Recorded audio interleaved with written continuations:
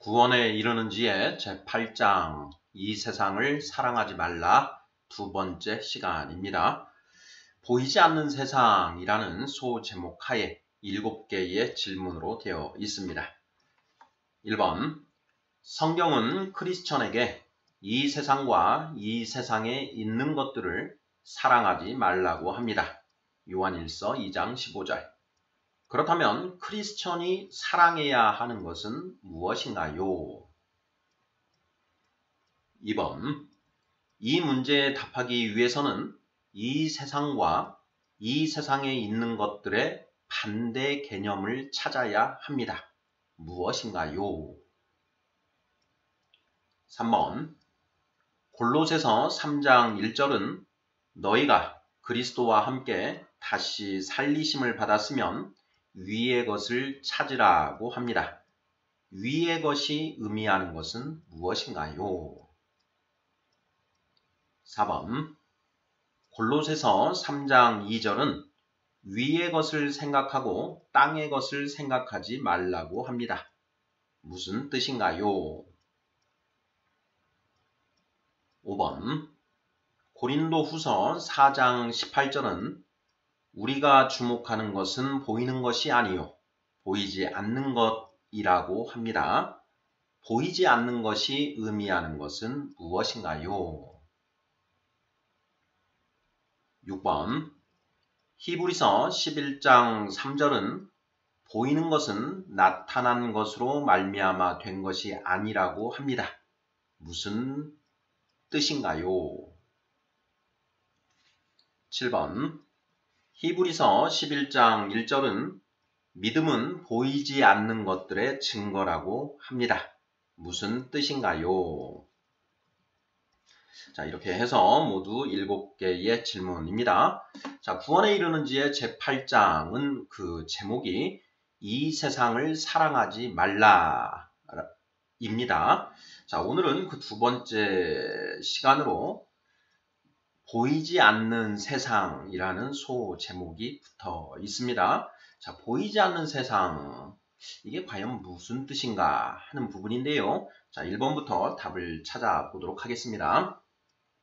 자, 1번, 성경은 크리스천에게 이 세상과 이 세상에 있는 것들을 사랑하지 말라고 합니다.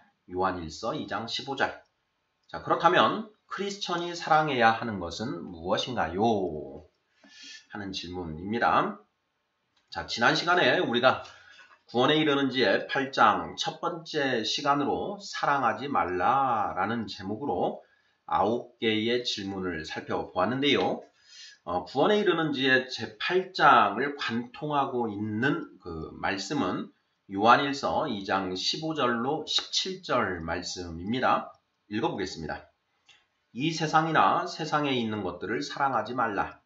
누구든지 세상을 사랑하면 아버지의 사랑이 그 안에 있지 아니하니 이는 세상에 있는 모든 것이 육신의 정욕과 안목의 정욕과 이생의 자랑이니 다 아버지께로부터 온 것이 아니요 세상으로부터 온 것이라. 이 세상도 그 정욕도 지나가되 오직 하나님의 뜻을 행하는 자는 영원히 거하느니라. 아멘. 자, 분명 원수도 사랑하라는 것이 성경 말씀인데, 자, 성경에 유일하게 사랑하지 말라라는 그런 명령이 있습니다. 바로 요한일서 2장 15절 말씀이지요. 이 세상이나 세상에 있는 것들을 사랑하지 말라라는 명령입니다. 자, 왜 그런가 하는 부분 우리가 지난 시간에 살펴보았는데요. 자, 육신의 정욕과 안목의 정욕과 이생의 자랑, 이것이 바로 세상에 있는 것들이다. 그런데 그것들은 아버지께로부터 온 것이 아니라 사탄으로부터 온 것이다. 이 세상과 그러한 정욕은 모두 다 잠깐 있다가 사라지는 것이다. 그렇기 때문에 이 세상이나 이 세상에 있는 것들을 사랑하지 말라라고 성경은 분명히 명령하고 있다라는 부분 살펴보았습니다. 자, 1번 질문은 자, 그러면 이 세상과 이 세상에 있는 것들을 사랑하지 말아야 한다면, 자, 그렇다면 크리스천이 사랑해야 하는 것은 무엇인가 하는 그런 질문입니다. 이 세상과 이 세상에 있는 것들을 사랑하지 말라. 그러면 우리 크리스천들은 무엇을 사랑해야 한다는 말인가 하는 그런 질문을 당연히 던져봐야 하겠지요. 자, 뭐라고 답을 하면 되겠습니까? 자, 2번 질문 보도록 하겠습니다. 이 문제에 답하기 위해서는 이 세상과 이 세상에 있는 것들의 반대 개념을 찾아야 합니다. 무엇인가요?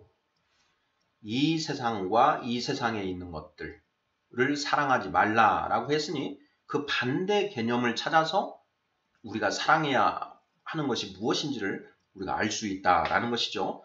이 세상의 반대말은 저 세상, 이 세상에 있는 것들의 반대말은 저 세상에 있는 것들, 이렇게 답을 하면 되지 않겠습니까? 자, 이번 질문에 대한 답은 자, 이렇게 하면 되겠지요. 저 세상과 저 세상에 있는 것들, 이렇게 답을 하면 될 것 같습니다. 자, 저 세상이 과연 무엇인가? 자, 성경이 말하는 이 세상과 그리고 저 세상, 우리가 저 세상이라는 그런 표현을 우리가 사용하지 않습니까? 자, 저 세상은 바로 우리가 죽어서 가는 세상, 하나님의 나라, 뭐 이렇게 답을 하면 맞지 않을까 싶은데요. 3번 문제 보겠습니다. 골로새서 3장 1절은 너희가 그리스도와 함께 다시 살리심을 받았으면 위의 것을 찾으라고 합니다. 위의 것이 의미하는 것은 무엇인가요? 자, 골로새서 3장 1절 말씀 읽어보겠습니다. 그러므로 너희가 그리스도와 함께 다시 살리심을 받았으면 위의 것을 찾으라. 거기는 그리스도께서 하나님 우편에 앉아 계시느니라. 아멘. 자, 위의 것을 찾으라. 위의 것, 위의 것. 자, 위의 것이 무엇인가 하는 그런 이제 우리가 질문을 던질 수 있는데, 자, 하반절에 자, 거기는 그리스도께서 하나님 우편에 앉아 계시느니라. 이렇게 되어 있습니다. 그러니 위의 것은 곧 하나님의 나라, 저 세상. 이렇게 우리가 답을 하면 어떨까 싶습니다. 아니면 또 다른 표현으로는 그 사도 바울 선생이 말한 3층 천을 의미한다. 이렇게 볼 수 있겠지요. 3층 천, 1층 천, 2층 천, 3층 천 이렇게 나눠볼 수가 있는데 그 3층 천에는 하나님이 계시고 하나님의 나라라고 이렇게 이제 우리가 일컬어 볼 수가 있는 것이지요. 자, 위의 것은 곧 하나님의 나라 3층 천을 의미한다. 이렇게 답을 하면 맞을 것 같습니다. 우리 성도님들 생각은 어떠신지요? 4번 문제 보겠습니다. 골로새서 3장 2절은 위의 것을 생각하고 땅의 것을 생각하지 말라고 합니다. 무슨 뜻인가요? 자, 위의 것, 땅의 것이라는 이제 이 표현이 서로 대비되는 개념으로 쓰여지고 있습니다.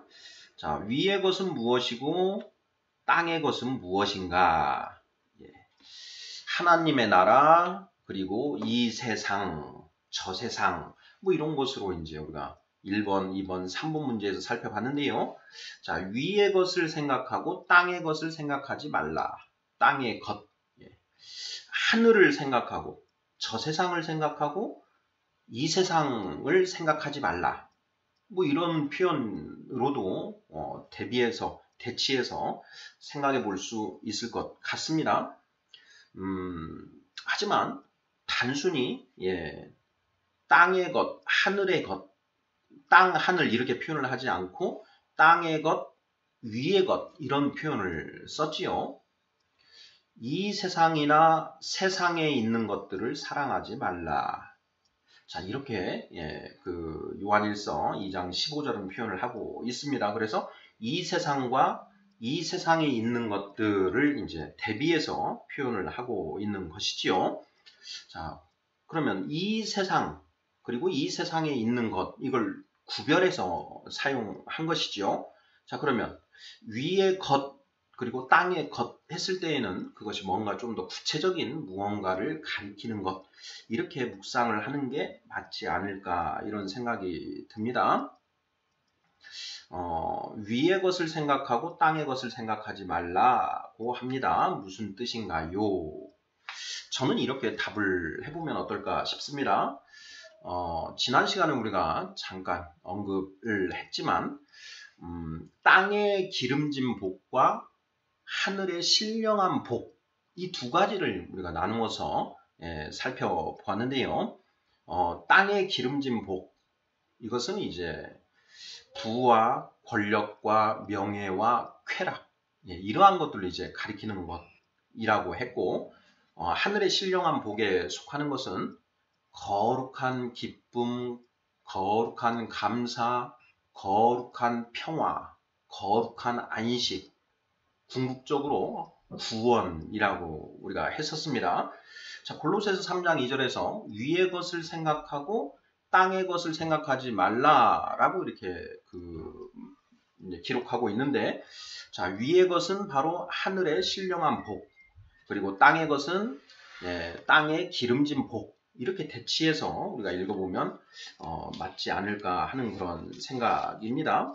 결국 우리가 이 땅에서 살아가면서, 자, 우리는 땅의 기름진 복, 여기에 이제 방점을 찍지 말고 하늘의 신령한 복에 방점을 찍어야 되지 않는가 하는 그런 표현이 아닌가, 이런 것이죠. 4번 문제, 골로새서 3장 2절은 위의 것을 생각하고 땅의 것을 생각하지 말라고 합니다. 무슨 뜻인가요? 하늘의 신령한 복을 생각하고 땅의 기름진 복을 생각하지 말라, 이런 표현이 아닌가, 이렇게 해석을 하면 어떨까 싶습니다. 우리 성도님들 생각은 어떠신지요? 자, 5번 질문입니다. 고린도후서 4장 18절은 우리가 주목하는 것은 보이는 것이 아니요 보이지 않는 것이라고 합니다. 보이지 않는 것이 의미하는 것은 무엇인가요? 네, 자, 이 말씀도 우리가 익히 새기고 있는 그런 말씀인데요. 그 의미도 어느 정도는 다가오는 그런 내용인 것 같습니다. 하지만 초신자들이나 불신자들이 이게 과연 무슨 뜻입니까? 라고 질문을 했을 때 우리가 좀 자세하게 설명을 할 수 있어야 할 텐데요. 자, 우리 성도님들, 우리가 주목하는 것은 보이는 것이 아니요 보이지 않는 것이다 라는 이 말씀이 무슨 뜻인가요? 라는 질문에 어떻게 답하시겠습니까? 자, 우리가 주목하는 것은 보이는 것이 아니요 보이지 않는 것이다. 자, 보이는 것, 보이지 않는 것. 저는 이렇게 한번 새겨보면 어떨까 싶습니다.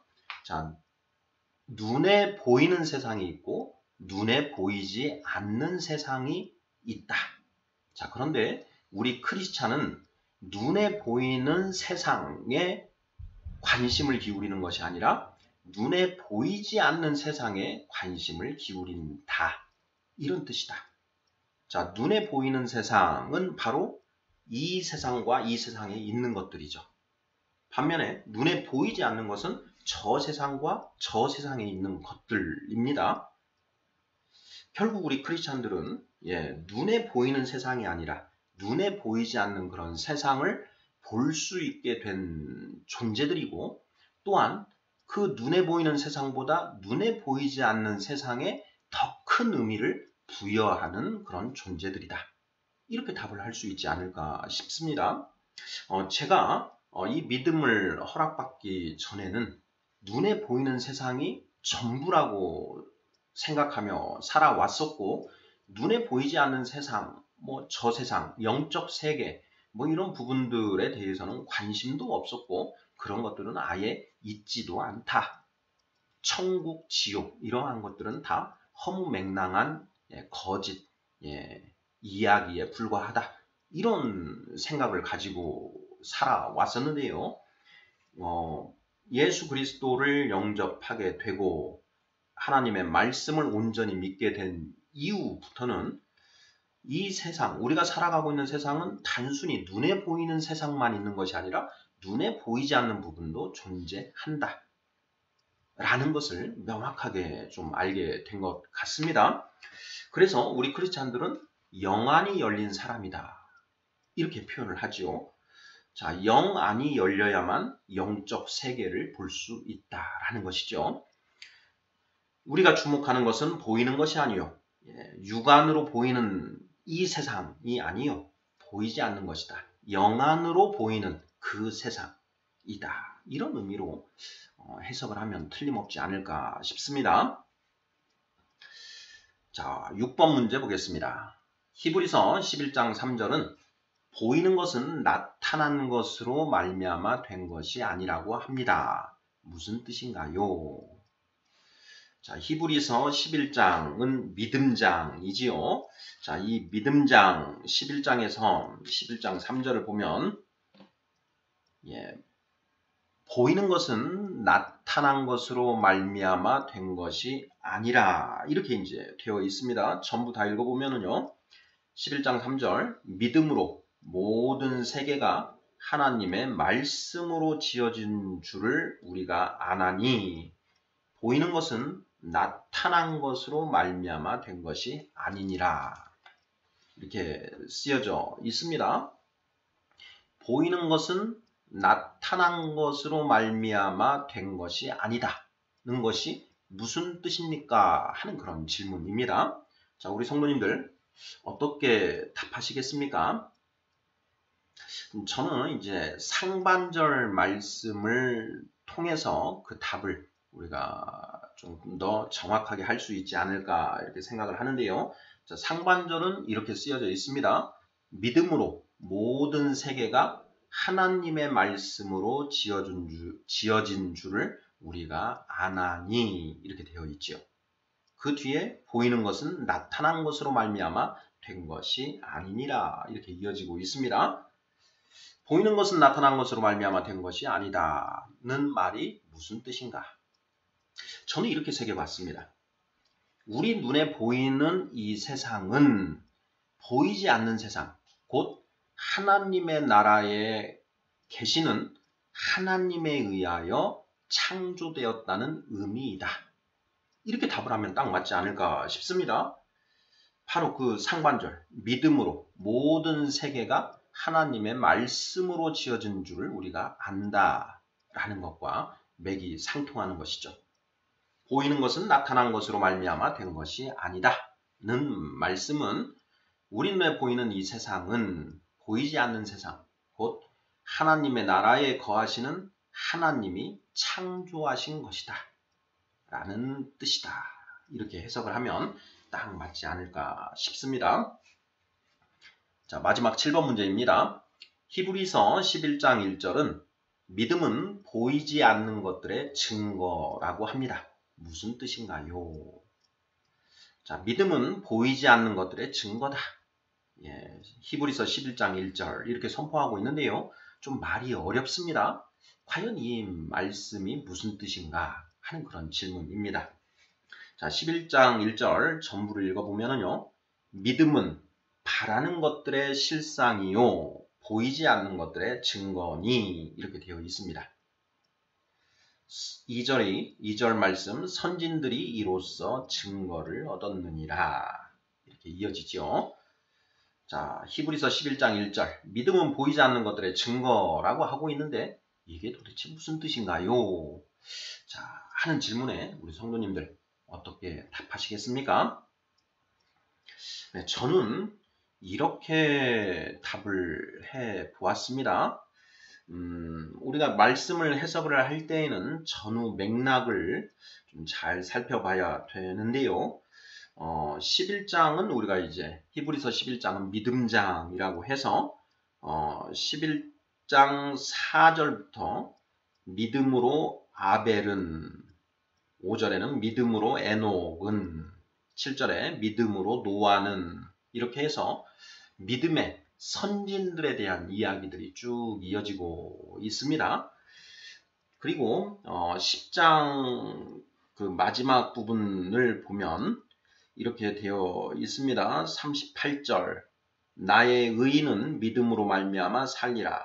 또한 뒤로 물러가면 내 마음이 그를 기뻐하지 아니하리라 하셨느니라. 39절 우리는 뒤로 물러가 멸망할 자가 아니요 오직 영혼을 구원함에 이르는 믿음을 가진 자니라.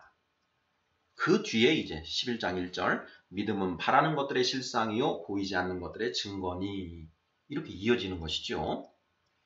자, 이 맥락을 통해서 자, 믿음은 보이지 않는 것들의 증거다라고 하는 이 말씀의 의미가 무엇인지를 우리가 이제 추론을 해봐야 되는데요. 저는 이렇게 추론을 해보았습니다. 믿음의 조상들은 자신들이 믿는 것을 위하여 목숨을 걸었다. 그들은 죽음조차 불사하지 않는 믿음을 가지고 있었는데 바로 그들의 그러한 믿음, 그것이 보이지 않는 세상, 곧 하나님의 나라가 존재한다는 명백한 증거가 아니겠느냐 하는 이런 말에 함축된 의미가 아닌가 하는 그런 생각이 듭니다. 믿음, 사실 이 믿음이라고 하는 그 표현, 믿으면 알게 된다. 우리가 그런 표현들을 불신자들에게 종종 사용하지 않습니까? 그런데 불신자 입장에서는 그러한 표현이 굉장히 부담스럽고 거부감이 느껴집니다.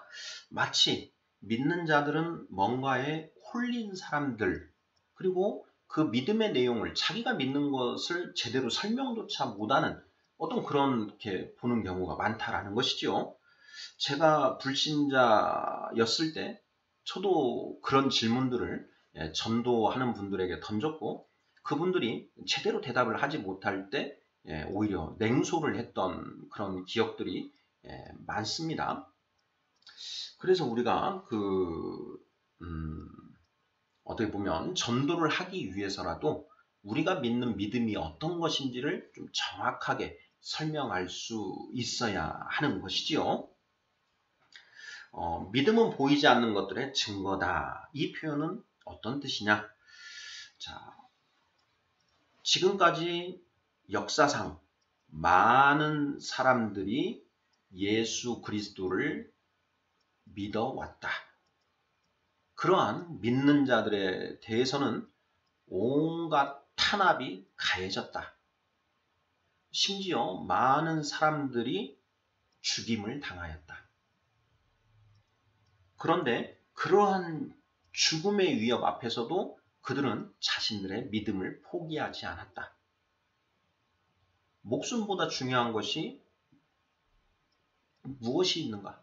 그럼에도 불구하고 그들이 목숨을 걸었다라는 것은 그 보이지 않는 것들, 눈에 보이지 않는 세상이 정말 존재한다는 명백한 증거가 아니겠는가 하는 그런 의미로 히브리서 11장 1절이 믿음은 보이지 않는 것들의 증거라고 표현하고 있는 것이다.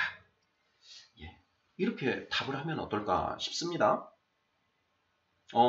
역시 믿음은 바라는 것들의 실상이요 하는 표현도 동일한 방식으로 설명이 가능한 것 아닌가 싶습니다. 그들이 믿었던 것, 그것은 그들이 바라는 세상의 실상이다. 그들이 믿었던 것이 그들이 바라는 세상의 실제 모습이다.